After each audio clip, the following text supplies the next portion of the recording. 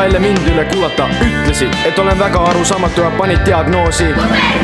Vaatasin siin tühja kalapuuga piguga, lahkusin, ukse kinni panin pauguga Instasse. Ma süvenesin suure huviga, kui hõikasid sa. Tarmo Sõõma. Ei kuule sind, sa ei kuule mind. Ma ei kuule sind, sa ei kuule mind. Ma ei kuule sind, sa ei kuule mind. Ma ei kuule sind, sa ei kuule mind. Kooli hommikul nüüd töögi raadioles semmata Homenja.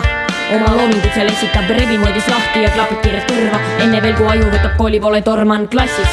Oma tüübid juba chillivad kodutöid. Lohkarided maha nillivad, algava ju rünnak ja õpsejana armu. Roosikeelse värsiga ööbete meile Tarmo. Ma ei kuule sind, sa ei kuule mind. Ma ei kuule sind, sa ei kuule mind. Ma ei kuule sind, sa ei kuule mind.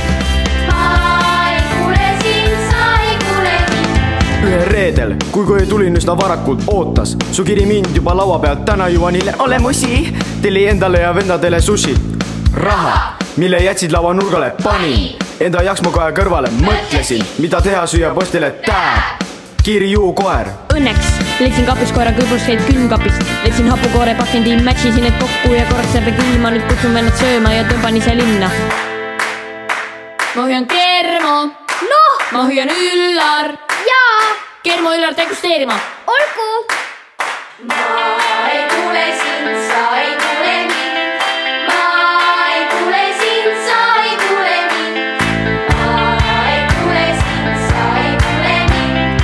Ma ei kuule sind, sa ei kuule mind. Ära mine närvi. Ära mine noh, Ära mine närvi. ära mine noh, Ära mine närvi. ära mine noh, Ära mine närvi. ära mine noh, Ära mine närvi. ära mine noh, Ära mine närvi. ära mine noh, Ära mine närvi. ära mine noh, Ära mine närvi. ära mine noh.